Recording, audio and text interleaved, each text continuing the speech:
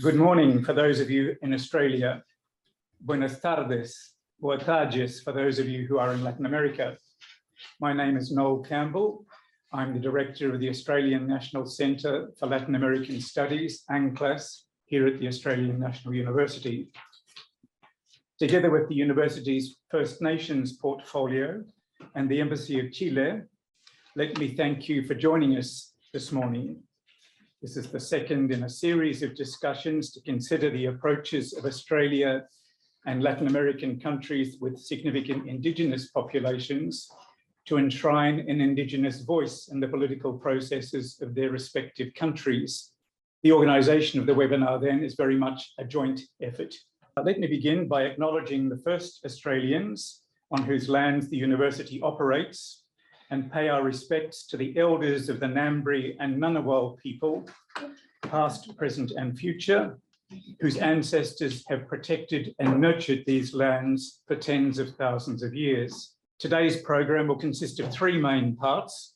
First of all, a brief introduction by my colleague Peter Yu, the Vice President of the First Nations portfolio, on the upcoming referendum in Australia to enshrine an Indigenous voice in the Constitution.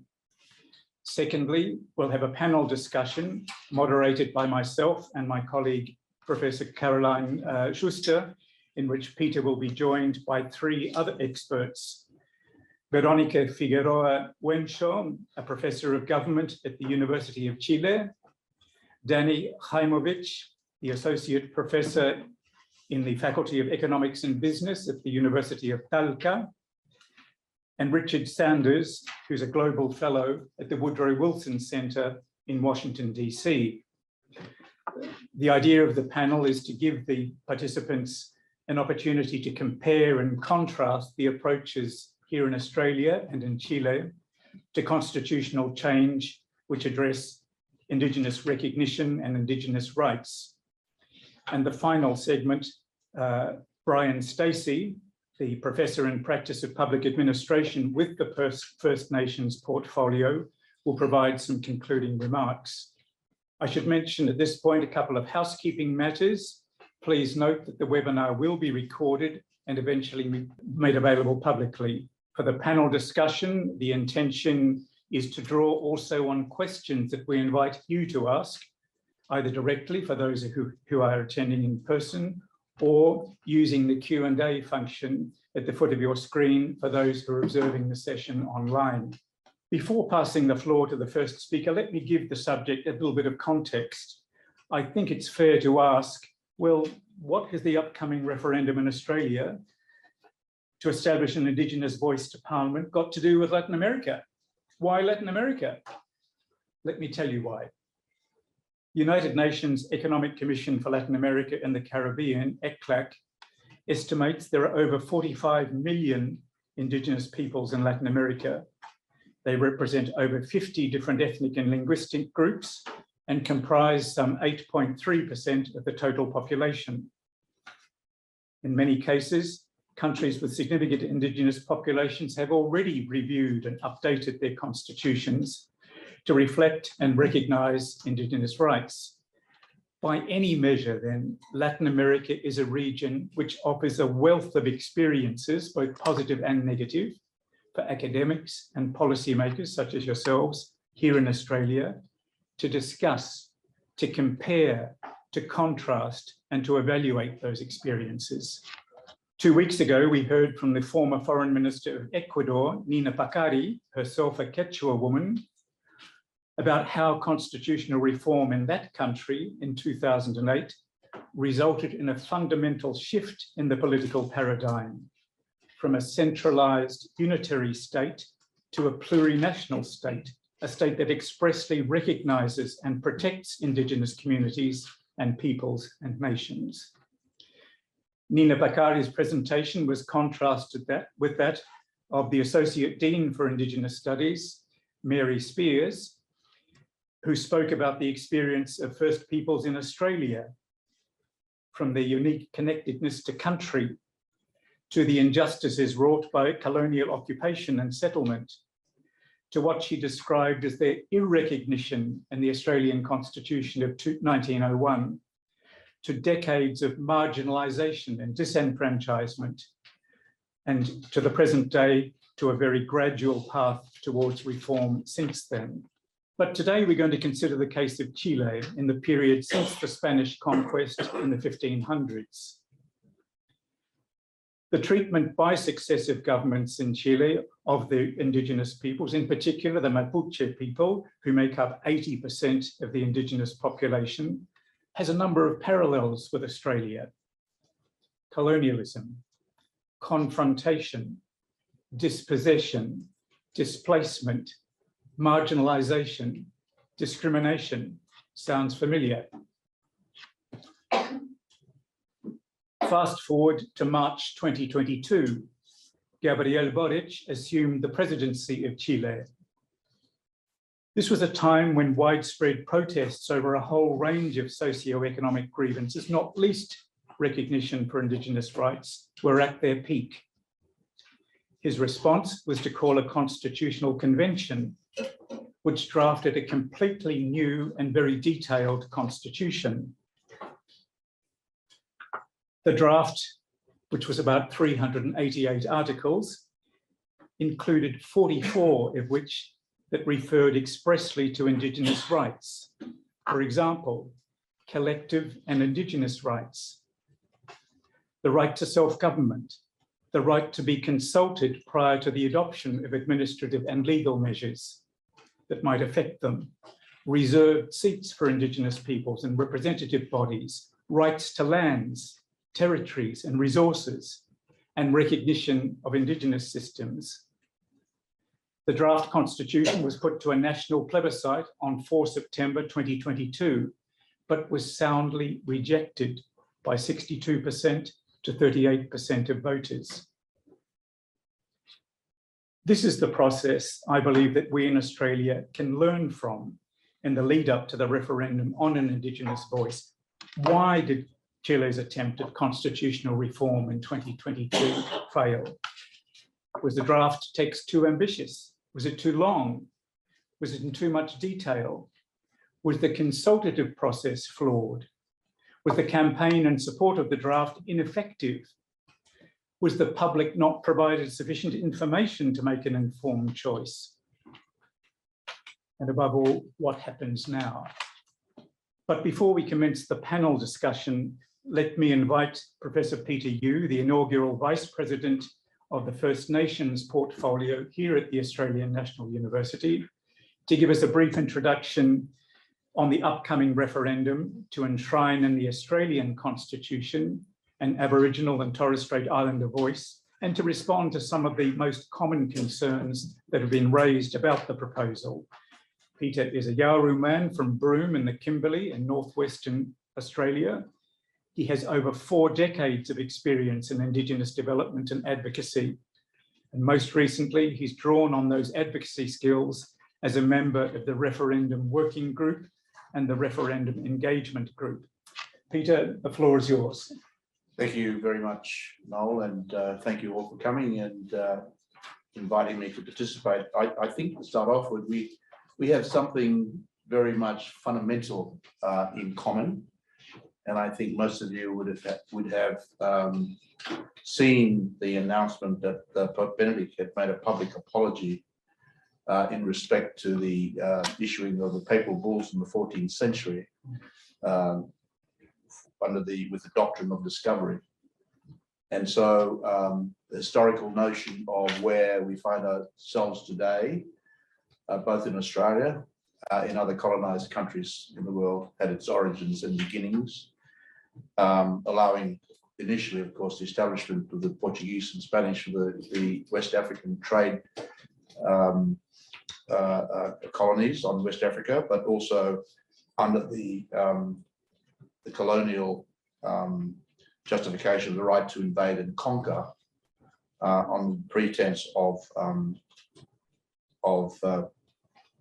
bringing Christianity, but also with very racist ideology in respect to the native and primitive nature of First Nations and Indigenous people. So I think that's a historical milestone that we ought to be very conscious that we mutually share, and it's very interesting that that should happen. So I guess that demonstrates more broadly and generally the nature of the transformational position that we find ourselves as communities and societies, whether they be local communities, and challenged by very much the nature of the inherent position and primary position of First Nation peoples with settler states and governments. I think it's a challenge because it's not an easy process to be able to address the nature of the historical legacies and grievances in the way we try to address the more modern contemporary nature of our relationships going forward and all of that it contains. So I've got about 10 minutes, I think, to talk to you, so I'm going to try and be fast. I'm probably going to avoid too much detail, but I'll provide you with some references in relation to some of that detail that you can actually follow up yourselves. So the struggle for rights have always been since when Captain Cook landed in Sydney Cove in 1788, and so I mean that hasn't stopped. So this is shouldn't be seen as something that's constrained to the nature of what's happened in the last decade or decades.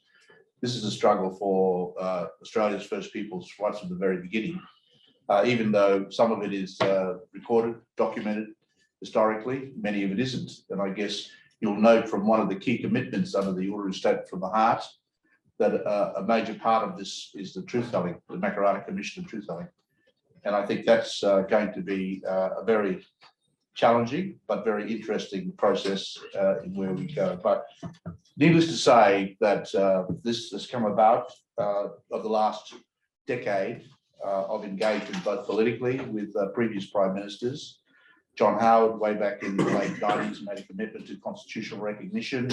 Subsequent to that, we had Malcolm Turnbull set up the Referendum Council in 2015, I think it was, and then of course we had the Regional Dialogue Convention. So this is a number of senior Aboriginal people under the auspices of the government process to engage and consult widely around Australia with about, I think it was about 12 regional dialogues, which about 12 to 1,500 people participated in those dialogues to arrive at a which culminated in the 2017 gathering at Uluru and then producing the Uluru Statement of the Heart. I was told this morning, and it should be in 1890s and then 1890, the Constitutional Conventions that presented the 1,200 people pro rata provided a larger group of people who were consulted in relation to the Australian Constitution. So I think that in terms of the representation, it was quite significant in that regard. And then, of course, we had culminating in 2021, which was the Tom Calma and Marcia Langton's co-design methodology report provided about the structure for the voice, the proposed recommendations in relation to the structure of the voice. But so we're talking about this very condensed kind of period, but I think it's important to understand this is not something that's just happened in the last 10 years. This has been an ongoing struggle, as I'm sure others would recognise elsewhere around your countries as well too. So basically, the statement, if I have the statement, I just wanted to be able to put up a picture of the statement if you have it there on the screen. You can't read it because it's too small, but we have distributed. Might go on to the next one, next slide. Might go to the next slide, which is the actual, this one here. Backward back. There we go. Okay. So that was the actual, so you might look at it, you can check it up on the web as well too, but we have copies of the actual statement that we've distributed here as well. But fundamentally, the three key things that emerged from that statement was the creation of a voice to Parliament, the Makarrata Commission about truth-telling, and to supervise the process of agreement making as well as truth-telling. They're pretty significant. I mean, in 1994, following the Mabo High Court decision, there was also recognising that there was a thing called native title in Australian common law, which was another major milestone in this country. But I think it's important to see that there's been a growing pattern of kind of important legal results that have come down in the favour of Aboriginal people. It's interesting that in 1994, that there was also Prime Minister Keating had a trilogy of response, which is the Title Act, which was setting up a land fund, which is now in the vicinity of about $1.2 billion invested in the Australian Future Fund. And then there was the social justice package. And each occasions, the coalition opposition at those various occasions threatened to basically tear up each of the legislations, the Native Title Act, and previous to that, the ADSIC Act, which was, if you look at the question of the representation and mandate and structure and of the voice, however that is yet to be detailed and designed. We have also similar histories in setting up national representative bodies, going back as far as I think it's 1979, which is the National Aboriginal Consultative Committee, and then 1979 and then 80 was the National Aboriginal Conference. And from there, then you've had the combination of the Department for Aboriginal Affairs and then the Aboriginal Development Commission, as it was then in '89, into ATSIC. So I was an NAC member. I was the youngest elected member of the National Aboriginal Conference for my area in the West Kimberley of Western Australia in 1981. And so you will see, well, why I'm raising this, because it does have relevance in respect to this question of the structure and the mandate and the security and its interrelationship with governments and the broader community. So there have been representative bodies, and those representative bodies have been at various times and occasions, for whatever reasons, have been subject to the political winds of the particular government of the day in terms of their effectiveness and their ability to actually perform what was their duties in respect to representing First Nations people's voices to government in other environments and forums. So this is not something new. This is, again, this is something that's culminated where we are in this time in history in Australia, where we have experience, we have had the structures, but we also see a fairly consistent pattern in the political opposition to the nature of these important initiatives, not just for First Nation communities themselves, but in terms of the reframing of the relationship with the nation state and defining where First Nations people sit in the context of Australia as a modern social democracy.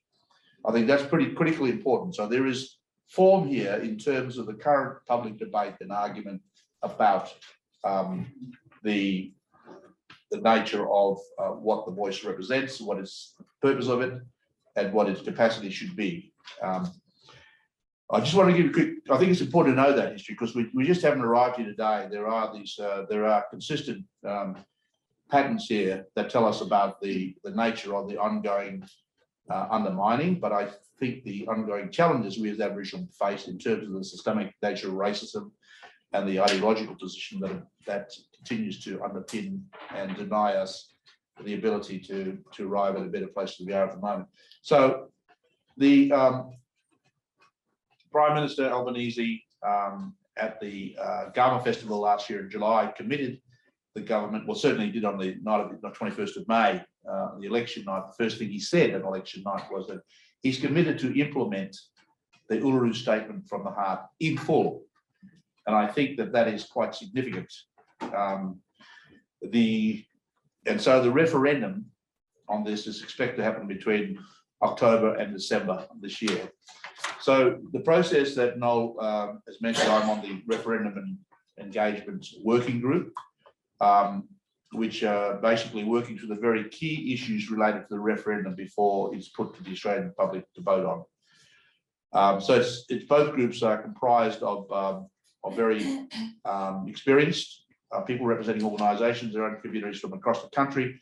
The referendum working group was focusing on the wording of the referendum and the timing of it, and the specific proposition in the referendum question itself. And the information, what information needed to be provided and put out there to ensure the voice, to ensure that it was a successful referendum. The engagement group is considering how to build broader community understanding and awareness and support for the referendum. That's a larger group of close to, I don't know, I forget the exact number, but I think it's something like about 60 people are involved in that from communities all around Australia. Then we had the third group, which is a constitutional expert group. Some of the eminent constitutional legal minds in the country that have been providing advice, not to the government, but providing advice to the referendum working group. And the referendum working group, of course, there hasn't always been agreements with the propositions or the position being put by some of the experts. It's a broad cross-section of political background of some of those experts. So as you would anticipate and expect, there are going to be views put that aren't going to be matched necessarily, but to the credit of the working group, we've stuck very much to our position in regards to the advice that we were able to take, but also provide to the government about the final proposition, which has now been put forward. So on the 23rd of March, the government announced the wording for insertion into the Constitution, as well as the referendum question that's going to be put to the Australian public. And then the government introduced a legislation for the constitutional amendment on the 30th of March. So under the kind of processes that we have, the parliamentary processes in terms of here in Australia in respect to addressing such matters. Then they come to the proposed constitutional amendments, which is a new chapter 9, which is called the recognition of Aboriginal and Torres Strait Islander people. I think we've got that here up there for you. So that's the actual proposition that will be going to the Constitution. That there will be a body. Well, first of all, there's the question of the recognition of Aboriginal and Torres Strait Islander people as the first peoples of Australia. So that's the first proposition, is the recognition. And then, of course, there is there shall be a body, the Aboriginal and Torres Strait Islander Voice, that will make representation in Parliament and the executive governments of the Commonwealth on matters relating to Aboriginal and Torres Strait Islander people. And then the Parliament, subject to the Constitution, has powers to make laws with respect to matters to the Aboriginal and Torres Strait Islander Voice, including its composition, functions, powers, and procedures. Now, you will have heard in the public this whole question about advice to the Parliament and to the executive, to the government, to the executive.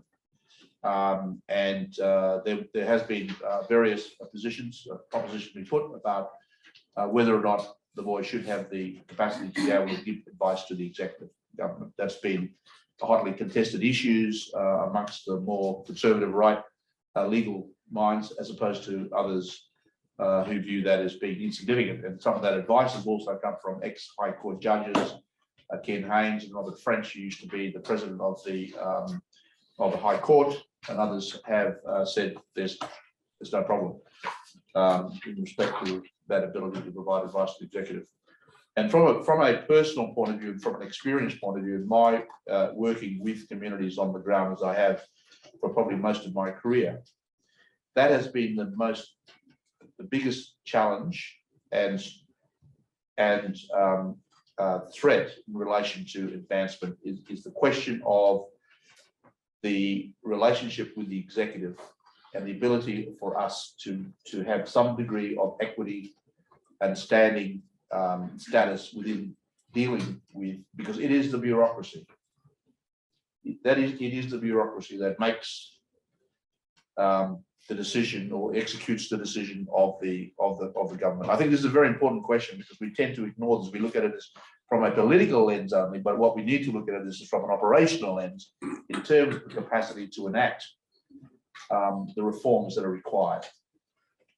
And I imagine, I don't know what it's like in your country, but I can tell you in this country, we're probably the most governed people in the history of the world. And one of the reasons for the lack of return of the investment that's going towards closing the gap, and other benefit issues that are going to, it's a huge burden on Australian taxpayers, and a way of trying to alleviate that is understanding how the intricacies of a very over-dominant bureaucracy operates.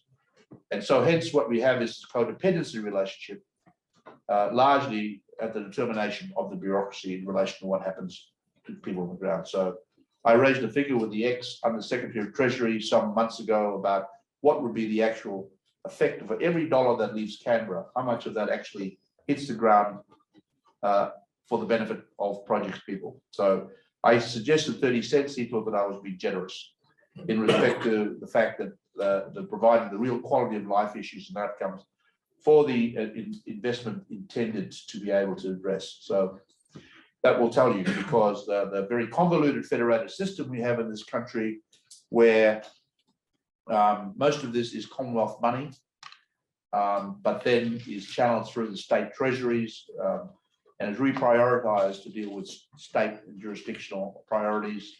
And most of that probably goes towards the institutions that keep us locked up, the unacceptable high incarceration rate of our people, and juveniles, a high suicide rate, all of those things that are part of the common, known, everyday position that we're in, yet continue to go backwards in terms of trying to get better outcomes and improvements.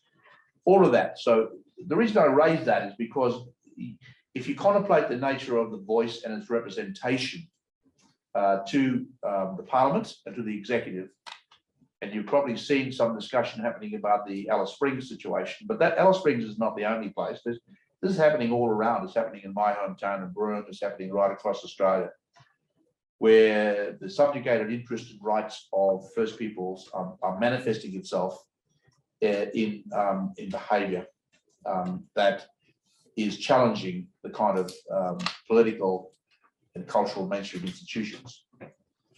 That is what's happening, and largely it comes about because of the inability. I mean, the police, if you look at it very simply, the police have to deal at the end with the breach of the legal position in relation to any criminal behaviour. We don't have criminality in our DNA, I can tell you that.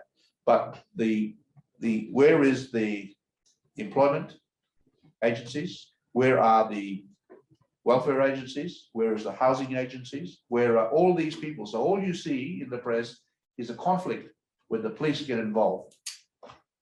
What you don't see is all those public servants who have free motor cars, free fuel, go to training courses every 2 weeks in the south, get paid for it, pay off their second and third mortgages down in the capital cities where they come from.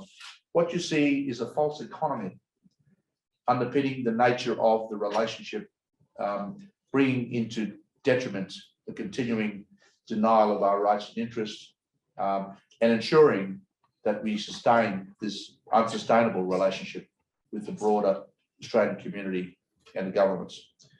I think it's important just to give you a context about the voice idea. But the proposal has been through a significant amount of scrutiny. It's now being debated in the public, of course, and you'll see some outrageous kind of comments from shock jocks and everybody else.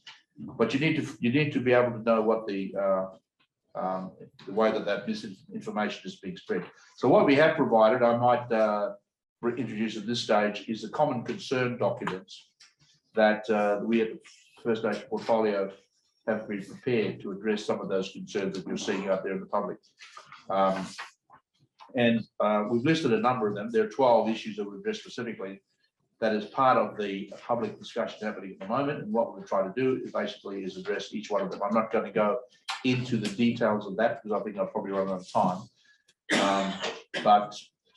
Needless to say, this is such a historic occasion. At the moment, the polling indicates that while there is mainstream support still for the referendum, given the level of confusion that's happening out there about these concerns, there is some people who are yet undecided, but 80% of First Nations Australians support the voice, notwithstanding whatever else you hear out there. And they're from the most recent polls that have been taken last few weeks. But that document is about the particulars in relation to the common concerns, but also in it are the basic key principles, design principles, in terms of the details that you might have also heard in public being asked, what are the details of the voice? So in there, we'll give you some information. I might stop there. No, thank you. Many thanks, Peter. I was intrigued in your presentation about the parallel histories there seem to be in the case of Australia and the country we're looking at today, Chile, in terms of First Peoples, in terms of the papal bulls and their impact in terms of conquest. You also referred to an ongoing struggle, and I think as we will hear from our colleagues in Chile, that's indeed the case also in Chile. You also talked about the gradual path to reform. I think we're going to hear a lot about the failed constitutional amendment attempt in Chile last year and its successor second attempt, if you like, this year. So it seems that there's a gradual path occurring there as well. But I will move now to the discussion component of today's event. We're going to be joined, or we're joined online by Veronica Figuera Wencho, who's the Professor of Government at the University of Chile, by Danny Haimovich, the Associate Professor in the Faculty of Economics and Business at the University of Talca, and Richard Sanders, a Global Fellow at the Woodrow Wilson Center in Washington, DC. And of course, Peter, who's kindly agreed to stay on and field some questions as well. I guess the most obvious question to raise is how Indigenous identity became an issue at all in the constitutional reform process in Chile. But before we go to that, I think we need a little bit of history. So I'm going to put the question to the panel. As in the case of Australia, the colonial legacy has been pretty negative for Indigenous people. How has it impacted on Indigenous populations in Chile? Was there resistance to colonization? How did it affect the territories that they traditionally occupied? And was there any attempt at a negotiation process between Indigenous groups and the Spanish or the subsequent Republican governments to achieve a rapport? So perhaps, Veronica, if I could ask you to kick off on giving us a little bit of historical context. Thank you. Thank you so much. Hello to everyone. I want to thank you to Professor Noel Campbell for this invitation. I want to thank you to Professor Yu for sharing the Australian process.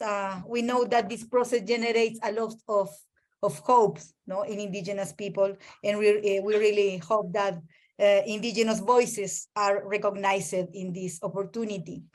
It's important maybe to try to give some background about what happened with Indigenous people and how this constitutional process find us. As Professor Campbell said, we are almost the 13% of Chile's population, according to the census in 2017. The Mapuche people are majority. I identify as a Mapuche woman. But it's important to say that we share some important characteristics. No, the 18% of Indigenous people is poor. 70% we are living in urban places, but we are living in the periphery. More than 80% of Indigenous people do not speak or understand our language. We have not been part of the construction of the Chilean state, but we have been incorporated by the state forces into the Chilean institution. Education has been an important tool for that, no, until today. We do not have differentiated curricula. Only exists some subjects in primary school with more than 20% of Indigenous enrollment. There is no such a indigenous political party or a Mapuche political party. There have been efforts in previous year, but they have not advanced because of the electoral rules in Chile. Chile is one of the Latin American countries with less recognition of our indigenous rights. In Chile, there is no constitutional recognition of indigenous people. No spaces have been created for the recognition of our collective rights. There is no political representation in any of the existing instances for this. There are no reserved seats in parliament. There is no Ministry of Indigenous Affairs, for example, or an institution with the power to formulate indigenous policies. Since the birth of the Chilean state, we are separate from this political project. And I think that one of the most important demands in that case is the restitution of our ancestral territory. There has not been a solution until our day. From the very beginning of the birth of a Chilean state, the territory has been a dispute space. In our memory, in our indigenous memory for Mapuche people, we were owners of more than 5 million of hectares. Hectares, yes, okay. But today we don't have more than 2,000, and so the land is one of the big problems that we have with our Chilean state. And for that reason, and with this, I'm going to close my first intervention. For this reason, I think that the constitutional process in 2022 find us, indigenous people, in a very complex position. We are not able to participate in equal conditions, to the rest of the population. And for that reason, I think the discussion about our participation in the process through these reserved seats was very difficult from the beginning. For example, following the principle of self-identification, we propose that the number of indigenous peoples in the constitutional process would be 24 requests, 24 reserved seats. But finally, only 17 reserved seats were approved. So we think that our fight is still going. Obviously, as we are going to talk in this webinar, we have a lot of barriers to pass, but we are going to stay in defending our principles and our rights to be recognized as indigenous people in our state. Many thanks, Veronica. I wonder if I could just tease out a little bit one question that's on my own mind. Peter talked about a gradual process and mentioned some highlights in the case of Australia on that road to reform. Has the situation in Chile also over the past or since independence had a graduated acknowledgement? Has there been any improvement in the situation of indigenous rights? Was the situation different under the democratic governments? Was it different under the military government? Was it different under President Allende and the socialist experiment? Was it a continuously poor situation that indigenous people found them in? Perhaps Danny or Richard could respond to that. if I may. So first of all, thank you very much for the invitation. I think it's important just to complement what Veronica was saying, that particularly the Mapuche in Chile have a little bit of a different history than the rest of the indigenous groups in Latin America. Why is that? Because they managed to be independent of the Spanish Empire. No? So going back to the question of the history, it was basically one of the few places and the only large place where they actually, through different treaties, they established to be independent from the Spanish Empire, no? Which was something that happened in very few places in Latin America and no place with such a large area as it happened with the Mapuche of Chile and Argentina. So they were independent since basically the beginning of the 16th century, and they remain independent until the end of the Spanish Empire dominance in Latin America. And when Chile became independent in 1810 or 1818, there are two dates that you can pick, they were basically independent, and most of the Mapuche actually fought for the Spanish Empire because they had treaties that they would say if there's a common threat, they will defend to each other. And when Chile became independent, de facto, and recognized by some of the first constitutions, the Mapuche were completely independent of the state.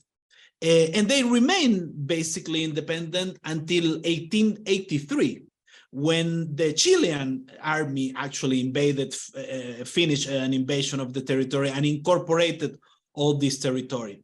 So in that sense, it was similar to most of the First Nations of the US and Canada in historical terms. No? So this is why there is not an integration, at least of the Mapuche in the beginning, because they were basically recognized as an independence state. No, they were not part de facto of the Chilean state. So that makes a complete different history. No, and after this Chilean invasion, that was, we're talking about the end of 19th century, the Mapuche population was really decimated and into poverty, and then basically they have not really much rights they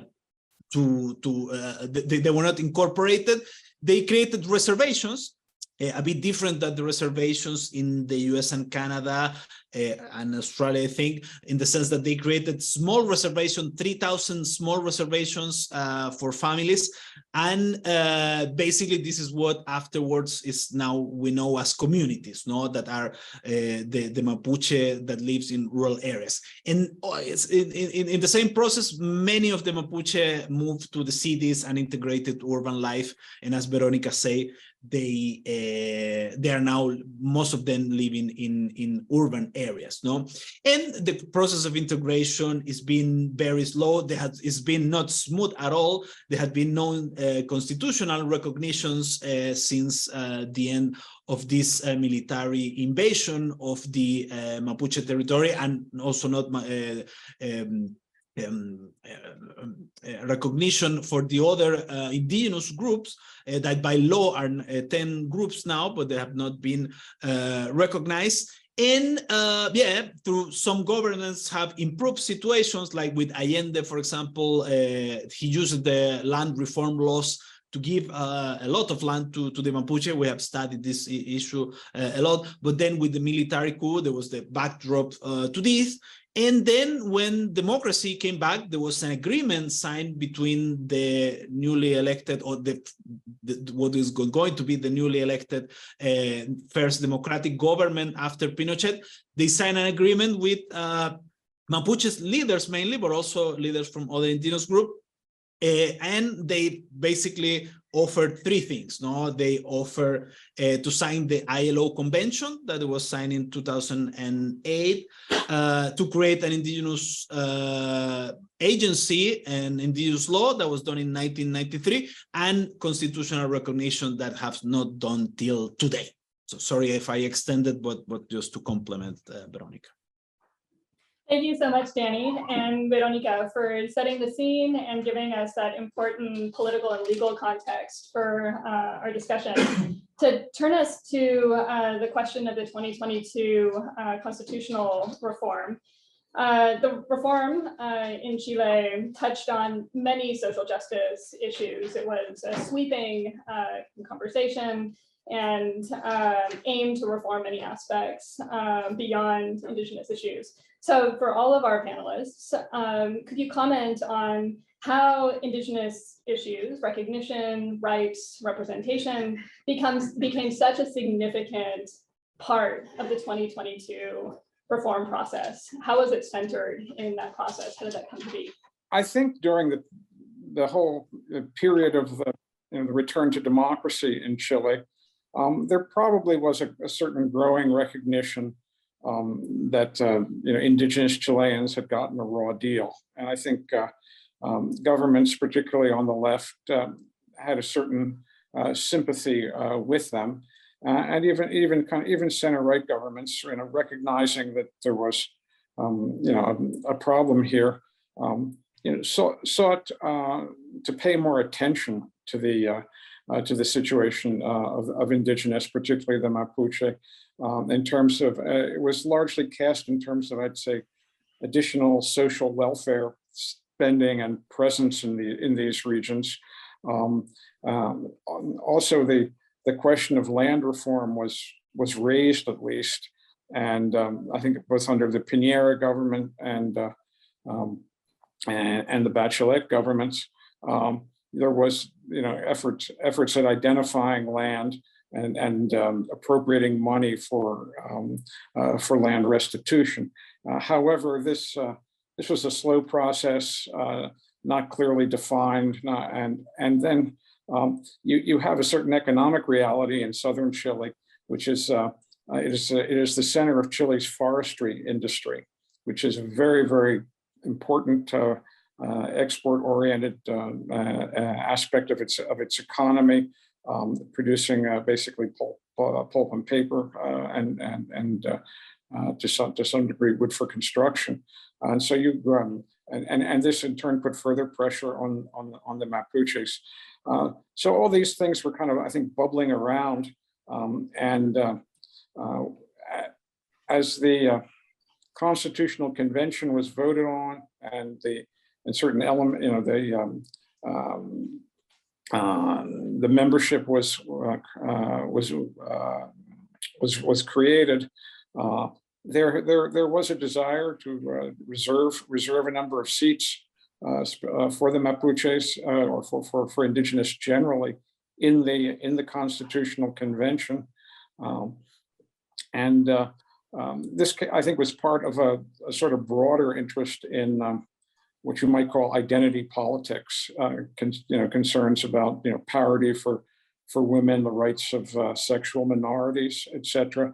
All of these were kind of issues that I think were relatively new to the body politic in Chile, but became integrated into the Constitutional Convention and very prominent in the final product. Yes, I think that since the 90s, the Mapuche struggle mainly take the attention in public policies, but we don't have the enough. We don't have the political force to put our demands in a political arena. I think that we have some important issues in different government from the 90s, since the returns of democracy, but we don't have the ability to transform that demands in a political project. And but I think that this social outbreak, this estallido social in 2008 was very important because put this indigenous imaginary in public spaces. The walls, the discourse are very full of indigenous and mainly Mapuche symbols, our language, you know, words or concepts like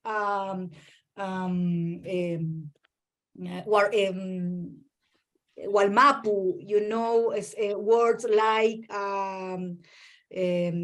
our flag, no, the Mapuche flag. I think that our image, no, the warrior, the Mapuche warrior. Words like that were very important, and I think when the discussion of our constitutional process begins, this romantic maybe way to look the indigenous fight was very significant. Some people say that the Chilean people don't have an identity, a clear identity, but Mapuche, we can provide with our fight, with our ancestral fight, some element to construct maybe, you know, a romantic view of what is identity, of what is Chilean identity. And I think that was one of the reasons and our ancestral fight and our demands that are permanent in public spaces, one of the reasons to put the indigenous right in the discussion. And I think that maybe the principal importance of that was the election of Elisa Loncón, a Mapuche woman, as a president of the Constitution, of the Constitutional Convention. Can I just butt in for a little bit of clarification again, and maybe Danny, you could address this. Veronica, you've talked a lot about the rise of identity and consciousness amongst the Mapuche people. Danny, what about the other 20% of people who identify as indigenous, who I think mainly live in the northern part of Chile? Has there been the same level of consciousness in relation to those people? Are there shared grievances with those that have been enumerated by Veronica in relation to Mapuche people? Yeah, if you allow me 1 minute to continue with the first question, and then I go to this one, because what is relevant to understand to what happened in the process in Chile. It was not at all as smooth as Peter was describing as the way this had been discussed in Australia. In Chile, there was this huge social upheaval in 2019 in October, and we are not clear to why this has happened. No, it was in one day to the other, things were relatively normal, and in one day you have, and it was very violent as well. No, you have 20 metro stations completely burning of banks and looting, and also huge Pacific demonstrations, but also with violence. So there was a month between October and November 2019 of really no one was understanding what's going on, and with a lot of like social pressure from the streets all over Chile, not only in Santiago. I mean, Talca in the south of Santiago, and everywhere was really huge demonstration every day, violence in the street, but also huge Pacific demonstration. And under this pressure, the political parties have to agree in a process of a new constitution that was a bit in a hurry. And a lot of the problems probably were because those were in a hurry. And as Veronica said, it was unclear what people demanded. A constitution was one thing, but people demanded better pensions and health system. So it was unclear. And the Mapuche identity was one of, and indigenous, but especially Mapuche identity was there. And I think what is relevant is to understand the self-determination conflict that is going on between the Mapuche and the Chilean state that is becoming increasingly violent. Now it's probably the most relevant social conflict in Chile, at least in the south of Chile.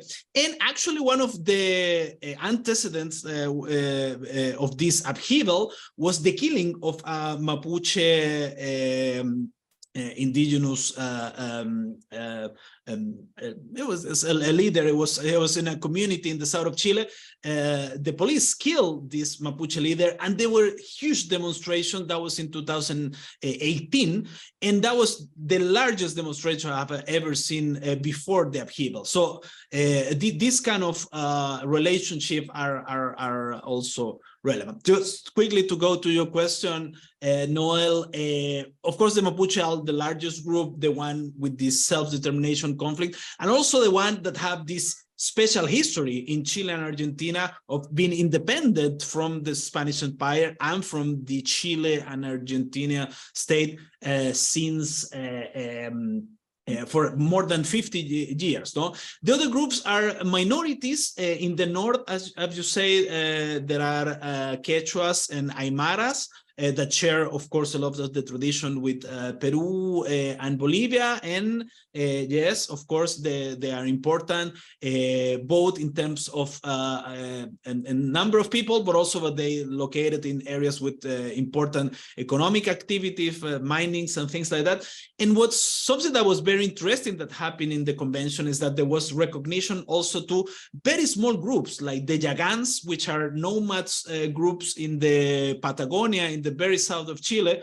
Some of them, there are 400, 500 people, but they elected one representative because the vision at the time, and I think probably will have, unfortunately, I don't think we'll have this anymore in a long time. It was that they have a cosmovision that has to be represented, even if they represented very small number of people. No, that was the view of that process, which is completely different to the one we have now.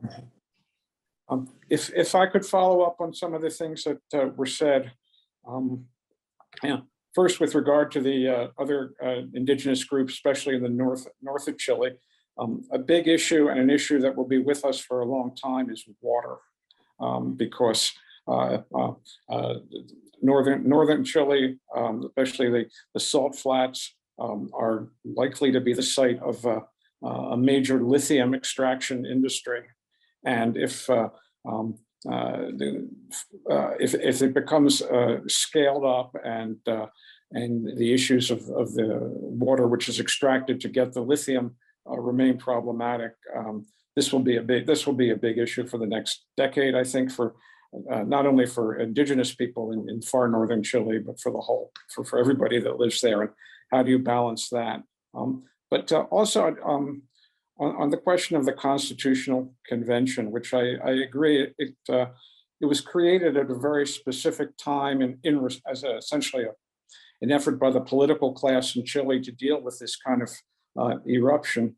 And then at that time, when the actual members of the convention were voted on, it was really skewed, I think, just because of that situation. It was not, in my view, fully representative of Chilean society, but very much skewed towards the left, which meant that there was already going to be a question of some kind of pushback by the large part of the country that did not really see itself in the Constitutional Convention. And the other thing for it's kind of ironic at one level, you know, the existence of a Constitutional Convention, you know, brought all the Mapuche issues to the foreground. But it almost doomed them at the same time because the convention was, it wasn't like, as I understand what you're doing in Australia, where this is kind of, a fairly narrow amendment to the Constitution to create a consultative body is being contemplated. Instead, you were completely rewriting the rules, political and economic, for the whole country, and not merely the issues for the indigenous, but what kind of Congress you would have, abolishing the Senate. What kind of health and education structures would you have? Would they be state or private? The court system was to be reworked. So all these things would have marked tremendous changes in how Chile is run. You can argue they were good ideas or they were bad ideas, but those, to get the question of indigenous rights mixed up with those, I think it probably did a real disservice to the indigenous issue, because it really is, became part of a much broader debate about what the future of the country would be. just to take what Richard said, I think that maybe it's interesting to try to understand which are our demands, no, and what kind of demands we are trying to put in the Constitution, because it's right. All these principles are going, or we expect to transform the indigenous, to transform the Chilean state, no, and if you take the Australian case and compares with the Chilean case, yes, our process was very profundo, was very Profound Deep. is soothing. deep. Thank you very much. It was very deep. So we are trying to put in the Constitution, I think, principally four ideas. No, the main idea, I think, is the idea of the Chile is a plurinational country, no, and the plurinationality states means for us recognize that in this territory exist different nations, no ethnic groups, nations, and we have different rights because of our nation, because we pre-exist to Chilean state. And I think that the project took this principle, and it's very interesting. Try to just like an example, no? The Article 1 in the project of 2022 starts saying Chile is a social and democratic state of law. It is plurinational, intercultural, regional, and ecological. Article 5, Chile recognizes the coexistence of various peoples and nations within the framework of the unity of the state. The state recognizes the symbols and emblems of indigenous peoples and nations. So as Richard said, yes, this was a very huge thing, recognize that Chile is plurinational. A second area of rights that we are trying to defend and we try to put in the project, the constitutional project, was the self-determination and autonomy. Because we are trying to put an standard, an international standard about the indigenous, the recognition of indigenous rights.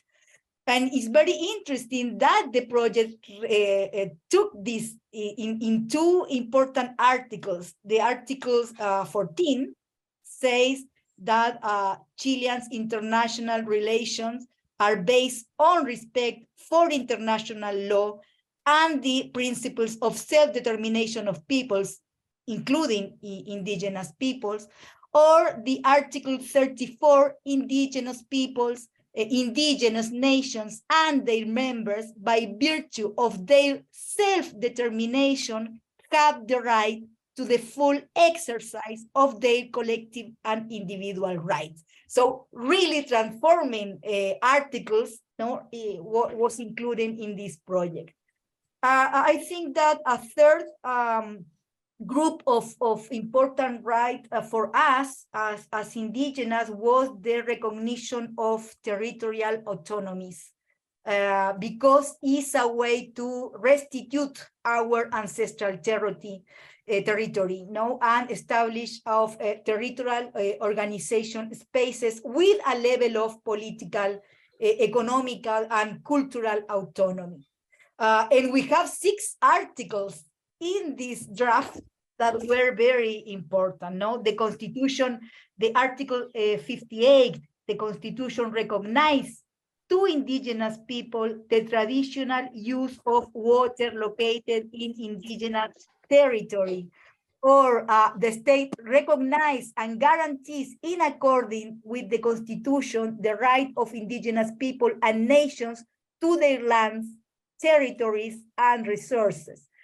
Restitution constitutes a preferential reparation mechanism of public utility and general interest, are autonomous, the Article 187 are autonomous territorial entities, the indigenous territorial autonomies. And so long, a lot of articles of that kind. And I think that a fourth group of rights are those we call the collective rights, and the Constitution took these demands and put in several articles the right of consulting. Indigenous peoples have the right to be consulted prior to the adoption of administrative and legislative measures that affect them. For example, our right to our language. The Article 12 says the state is multilingual, is official language Spanish, but indigenous language are official in their territories and in areas of high population density. The right of our knowledge, the state recognized the right of indigenous people and nations to preserve, develop, and transmit traditional knowledge.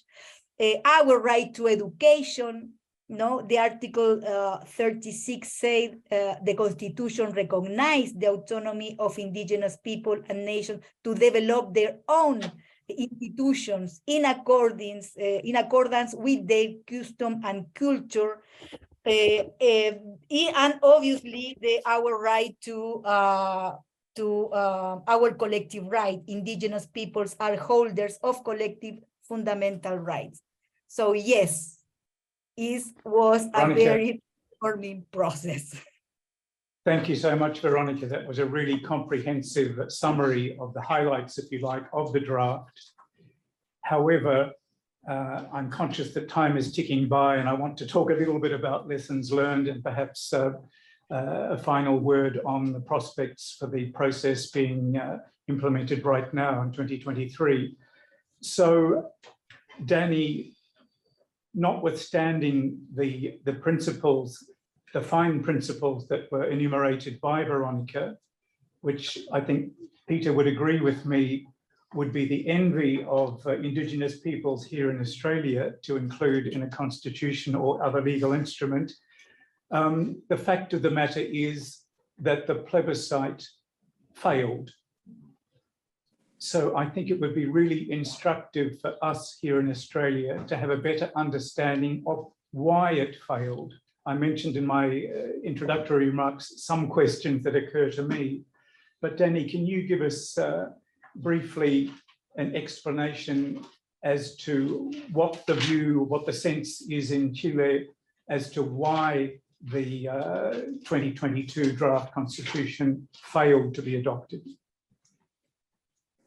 Well, the short question is that we have no clue because it was really a surprise for us and for everyone. I mean, it was not a surprise that it was rejected because most of the poll were predicting a reaction, but for a narrow margin, and it was a possibility to be accepted. But no one was expecting that this would be a really large margin, 62% of rejection, as you say. And what was surprising was the spatial distribution of this reaction. No, it was not coming from urban areas or from the capital or it was from everywhere, basically every municipality. I think we had 350 municipalities more or less, and there were 10 municipalities that accepted. No, so it was really incredible. And one of the things that was most surprising was that even in municipalities with very large indigenous population, it was also rejected. No, so there are many answers why it failed. We don't know exactly, no, because there were many things that were there. Of course, in terms of legal aspects, one of the main problems was that there was a confusion between what must be in a constitution and what must be discussed by the parliament through laws. No, so a lot of the things that were there, a long list of fundamental rights and a long list of how the health system should work and the pensions, things that really should belong to the law, and Constitution should give guiding principles were there, and what probably it was that was a mistake. And of course, as Richard, I think, mentioned already, given the special time in which this it was elected, this convention, it was very much leaning to I would say the left, but also there were a lot of independent groups that were elected that were very dispersed, some of them very extremes, and there were very extreme propositions that were not in the final draft, but were in people's mind. No? So a lot of people thought, oh, we're going to lose our houses. There were a lot of fake news also in the news. So it was really a very complex process. So I think the first lesson is that you're doing it in a right way, somehow, in the sense that you're having a smooth process with discussion of communities that's going step by step, and you have a very broad text for this voice to include, which was completely different to what happened in our eclectic process, where also there were excess by the people that were discussing in the convention. So yeah, unfortunately, all these things made it fail, and all these important things that Veronica were mentioning in that were really the crystallization of very long-lasting demands from indigenous groups, basically were rejected. And the problem is that since there is kind of an aversion now for the old text in the people, everything that smells like the old text is very unlikely to be in the new constitution, or at least it's very difficult to discuss. And unfortunately, I think for the indigenous people, this is going to be a big problem, because things will not only lose momentum, but there is a huge backlash, because there is kind of I don't know, a large consensus in many people, and of course the voters. We have next Sunday, we're gonna elect the people that will draft this new draft, that these kind of topics that were so relevant in the old discussion should not be there. So I think there are a lot of lessons to learn. Many thanks, David. I don't know, Richard, whether you have any additional comments to make on the question of why the plebiscite failed. I certainly agree that when something fails by so large a margin, there's probably multiple reasons for it. As regards the indigenous rights that were established in the constitutional draft, I don't think it was clear to people what they really meant. How far did they go? We're going to have a separate judicial system for the indigenous, and that may be a good idea. What will be covered in this, and what will be out? How will this affect criminal law, civil law? That just hadn't. I don't think that had really been properly considered. There certainly wasn't even time for it, given fairly close between when the convention's draft was approved and when the referendum was held. Similarly, what does autonomy mean? It could mean a lot. It could mean a little, but it really wasn't very well defined. Land reform and ancestral territories. The Mapuche and before the Spanish covered huge amounts of ground. Presumably they're not going to get all or even most of it back. What does that mean, and how will it be financed? I think the point made that these are things that have to be done through law, with congressional hearings and alternative language and things like that. It just was, I think the fundamental principles may have been worthy ones, but I think people were, and not just on the indigenous rights questions, but on a lot of other ones, people were kind of asked to take an act of faith, kind of a leap into the dark, and they just weren't ready for that. And I can't say that I blame them. Yes, maybe I can add another things maybe from the point of view of indigenous people. I think that maybe we passed from 0 to 100, no, in a very short time, and I think that is a kind of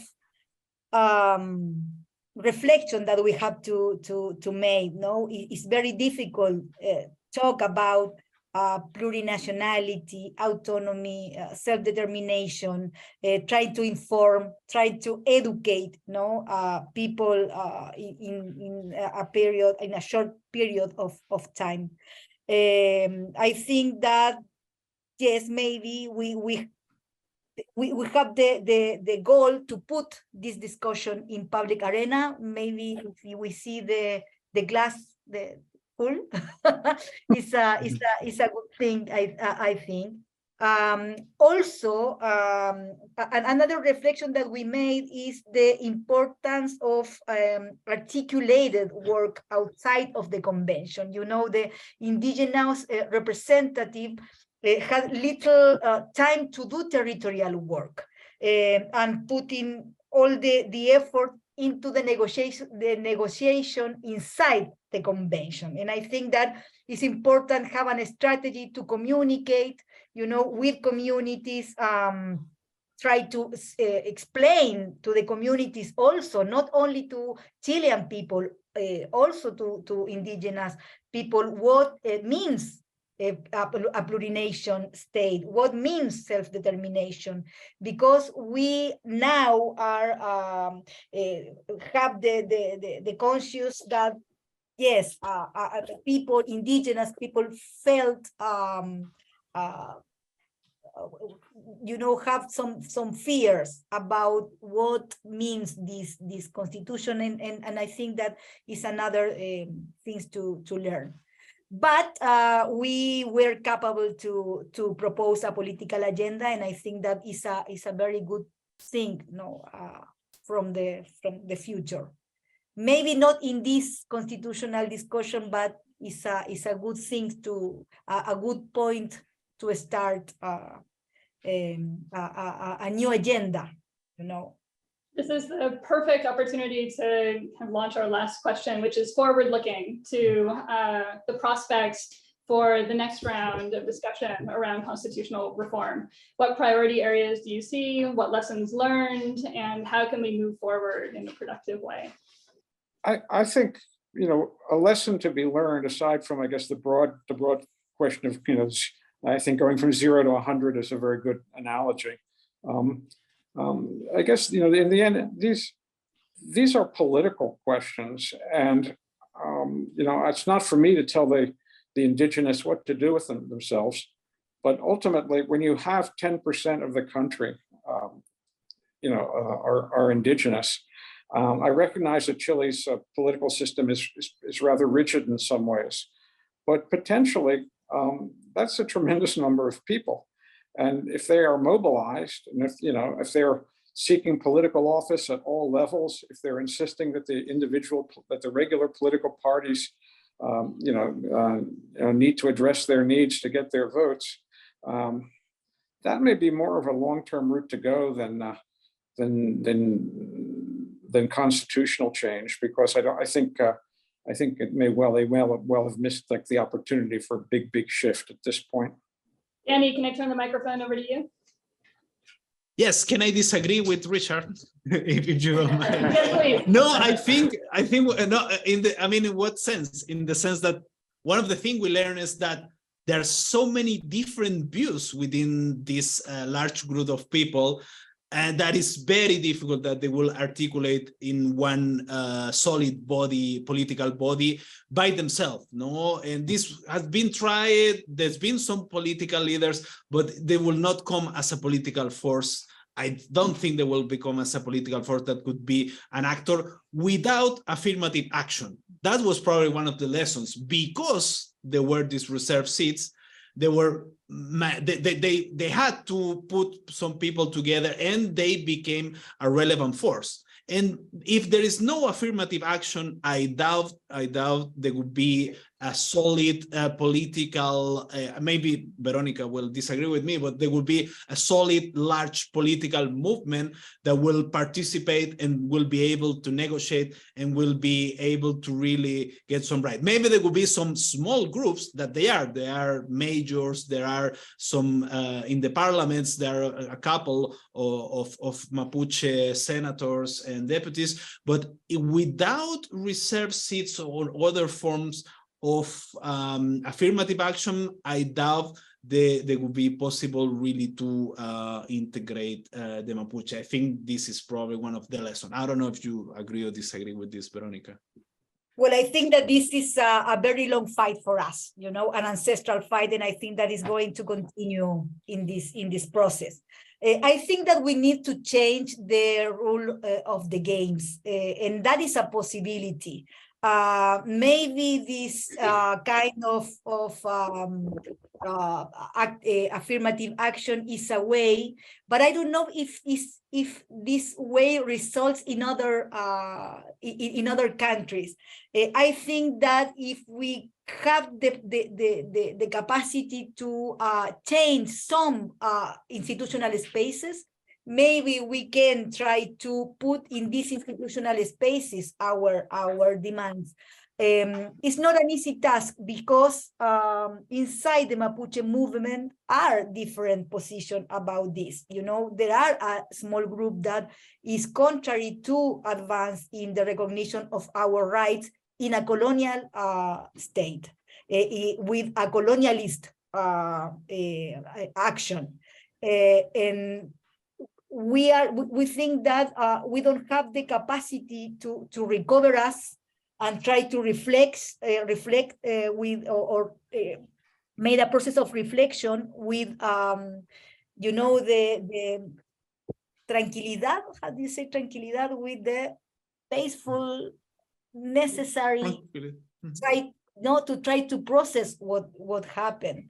And this new constitutional process find us, I think, very, very damaged us.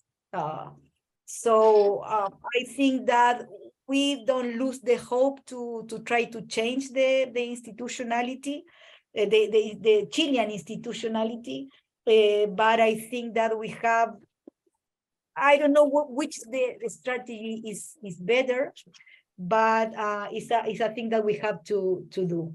But if these rules not change, is difficult for us trying to have a political representation, because we don't have political parties. As Danny said, we have indigenous people, but they were elected because they participate in a political party, but not because they are indigenous.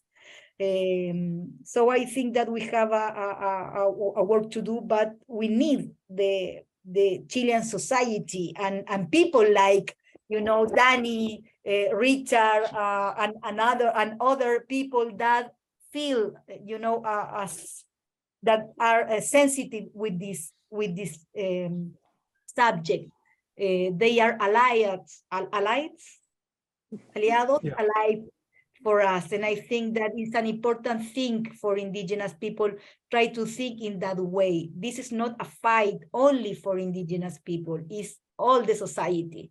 And we have to negotiate, and we have to listen, and we have to try to explain in Western words what are our cosmovision and our rights and the importance of our ancestral territory, things that is difficult to understand to Chilean people. Thanks very much, Veronica. I'm in the unenviable position of feeling immensely frustrated because I know there are a number of questions that colleagues at the table have. We've received a number of questions also online. My intention was to have a colleague try and give a summary of the presentations and the comments that you've made, but time has caught up with this. So what I'm going to suggest, if you agree, is to maybe take some written questions in a more leisurely pace over the next day or so that we can continue at least the dialogue and in particular digest and learn from the Chilean experience that failed. But as you say, not lose hope that there may be a dispensation in the current process or in the future. I'm just going to ask whether Peter or Brian would in 2 minutes or so want to reflect on the some of the lessons that have been raised. That is to say, the point that maybe keeping the principles in the Constitution rather than going into the detail, which should be in the law, would have been a good approach. I think all of you mentioned the need to have more explanation so that the public knows what they're being asked to approve. I was very taken with your comment, Veronica, about moving from 0 to 100. I interpret that as meaning perhaps it was a little too ambitious. And I was a little disheartened by the comment, I think that you made, Danny, that right now there's an aversion to revisiting the 2022 Constitution. I get the sense there's a bit of Indigenous rights fatigue and that the Chilean public are more interested right now in security and cost of living issues than the appetite they had 2 years ago to revisit Indigenous issues. So Peter or Brian, could you do a valedictory comment perhaps on what we've heard this morning? Well, I think I'll just very quick. I don't think it's guaranteed the Australian referendum will get up. There's still a long way to go. While we are optimistic it will, I do think that there's not a dissimilar sense of the historical legacy issues, but also the contemporary sense of feeling of the politics in regards to where Aboriginal rights issues have been fairly prominent for a very long time, whether there's some kind of fatigue with that as well. But I think the issue is that this is the danger, not the danger, but the challenge of incrementalism in terms of the kind of benefit or detriment in relation to achieving the kind of right outcome. I think that it is very narrow from a principle point of view in terms of what people would like, Aboriginal people's high ideals would like to be in terms of some settlement arrangement. But I think it's a very pragmatic kind of down payment on the nature of a further enhancement of a period of time to negotiate those set of rights for the longer term. I think it's probably in that context, but I also want to say that in terms of, it's not just a political struggle issue, but it is fair and squarely an economic one that is driving the kind of the reforms and the need to do this thing. As a quick example is the UN, I think Indigenous people make up 5% of the global population. We control 80% of biodiversity.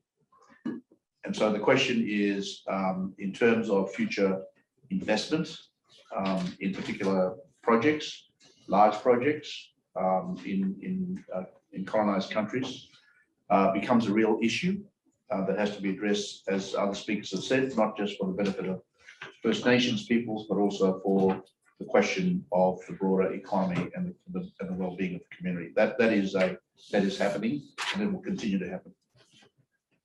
Many thanks, Peter, and many thanks to you all, those who attended here in person and those who participated remotely online. As I say, I feel a certain sense of frustration that I think Caroline shares with me, that we were unable to put all of the questions we had in mind at 9:30 when we began, but we've certainly been enriched by the responses that the three participants from Chile and from the United States made. So many thanks, Veronica, Danny, and Richard, and many thanks, Peter, for setting the scene in terms of the Australian panorama.